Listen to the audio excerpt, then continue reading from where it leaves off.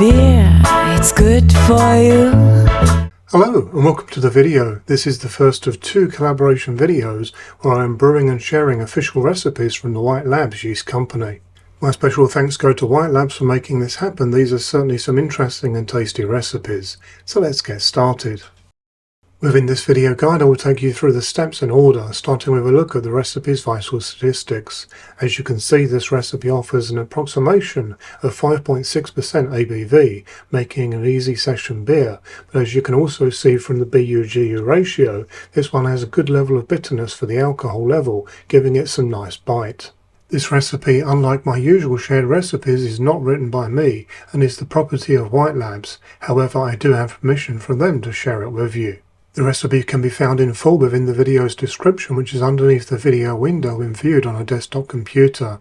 This recipe has the full approval and expertise from White Labs, so brew with confidence. You will also find a link there to the full recipe on Brewfather, which can be used free of charge with some restrictions. I strongly suggest that you fully convert the recipe before ordering in your ingredients so that you're actually brewing the recipe as intended. I also suggest that you brew this recipe as is the first time rather than tweaking it. Resisting that temptation, I promise you, will probably be more than worth it. I have an easy guide to recipe conversion using Brewfather on my channel as shown on screen now. Within this video, this recipe is being brewed using a BrewMonk B40 system to the volume of 19 litres, or approximately 5.02 US liquid gallons, but as part of the conversion process this can be scaled and shaped to suit your own brewing system and volume requirements. Shown on screen now is the water profile that I recommend for using with this recipe. This is ideal for a hoppy beer like this one as it will push forward hop flavour, bitterness and dryness, which are important characteristics for this recipe. I suggest that you plan your water profile ahead. After all, beer is mostly water and its balance is important so that it suits the beer that you are brewing. Brewfather has very good documentation on how to use its software to make necessary water changes too. For this reason I suggest that all brewers, irrespective of experience, start treating their water as soon as possible for the very best of end results. Let's now get on to the brew, and the first steps are to firstly preheat your mash water to the first step temperature as shown on screen now. Once this first temperature is reached, you can then add your grain and give it a very good stir to ensure that you have no grain clumps. You can use a wooden or a stainless steel paddle for this, or if you want high efficiency and speed, a stainless steel mixer like this one that I'm using here works very well. I must stress that other metals should not be used in either process, as these can present a health risk. This process is vitally important, so take your time to ensure that everything is well mixed. Even when you're using a drill like this one, it should take you at least a couple of minutes. I then added the top plate and glass lid, and then furthermore added the recirculation arm, securing it with a cam lock fitting. It was then time to start the pump and timer for this 60-minute first mash step. The grain bill for this recipe is very simple, yet simply all that is needed. Firstly, we have 93.4% of the grist as pale ale malt, which will provide the bulk of the fermentables, but mostly as a canvas of flavour. Then at 6.6% we have Carapils, which will provide an increase in foam to the beer, along with improved head retention, as well as some extra mouthfeel. Carapils has no effect on flavour, nor aroma, or colour. The BrewMonk has a grain basket with 2 stages of lifting, and I lifted it to the second height stage and then started a manual sparge. This is also a process that you should not rush. Pour your sparge water over the top plate gradually and evenly to ensure a good efficiency and level of flavour. Whilst the sparge process was going on, I had the brewing system ramping up to the boil. Once at the boil I spent a little time to clear the protein head. As you can see, the BrewMonk used here is providing a nice powerful boil. This was my first brew with the system. For more details check out my video released last week on how the new BrewMonk Wi-Fi performed.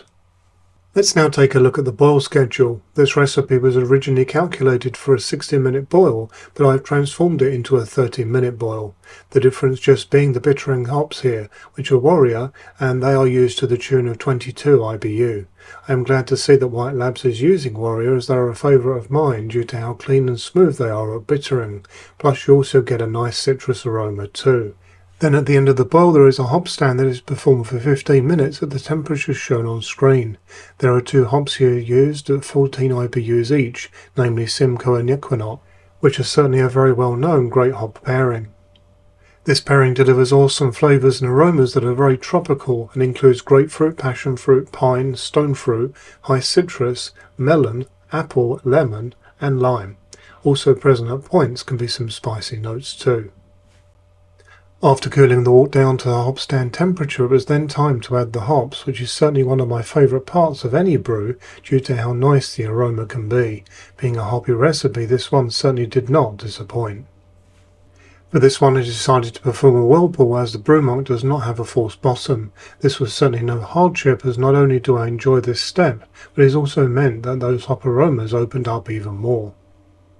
The accessory I'm using in my drill here for the whirlpool is from Grandfather and is made from stainless steel. Please be advised that the use of paint stirrers that are not stainless steel for this step pose a risk to your health or anyone else's that drinks the resulting beer. After whirlpooling like this for a few minutes, I then timed out the rest of the hop stand before then moving on to the cooling phase. White Labs also list Brewzyme D in this recipe, which they say protects your beer against diacetyl, reduces conditioning time and protects against hop creep. I'm yet to try this, but it certainly sounds interesting. It was then time to cool the wort and transfer and pitch. The yeast of choice for this recipe is White Labs London Fog Ale, which is available in both liquid and dry formats. Here you can see me using the dry version. London Fog Ale yeast is a very popular strain for hazy and juicy IPAs and offers pineapple and ruby red grapefruit aromas and flavour along with hop balance and some residual sweetness resulting in a velvety mouthfeel.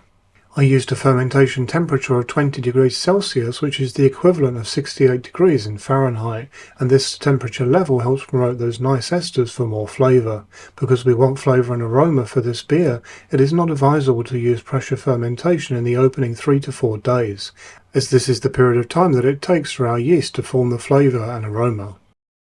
Let's now look at the finished beer and its details, and then I'll give you my tasting notes. You can see that the pour is very much a beautiful golden, but once in the glass the end beer appears to be a golden orange. This beer is in its natural state, and as is my preference, no attempts have been made to clear it. This is simply because I prefer a more natural look, but you should make your own choices here of course. The beer has been under 12 psi of pressure, which is 0.83 bar, and I am using this pressure for serving too. The filmed example of the pour that you see here for this beer is at around the 3-week point from kegging, and like most IPA beers, this is best consumed when fresh, in my opinion. Temperature certainly plays a very important role in discovery of flavour, and I really suggest a drinking temperature for this one of between 7 to 10 Celsius, which is the equivalent of between 45 to 50 degrees Fahrenheit, as temperatures lower than this will hide flavour, which would certainly be a great pity. Here are my tasting notes at this 3-week point as follows. Aroma. The aroma found here is led by a very fresh citrus element that features a leading flavour of pineapple alongside tropical fruit and a background of stone fruit and grapefruit. Flavour. On entry you have grapefruit and pineapple leading the flavour, with some bitterness bite to begin with that develops into a very citrus and juicy background of tropical fruit. The finish is smooth and rounded with a lasting taste of grapefruit.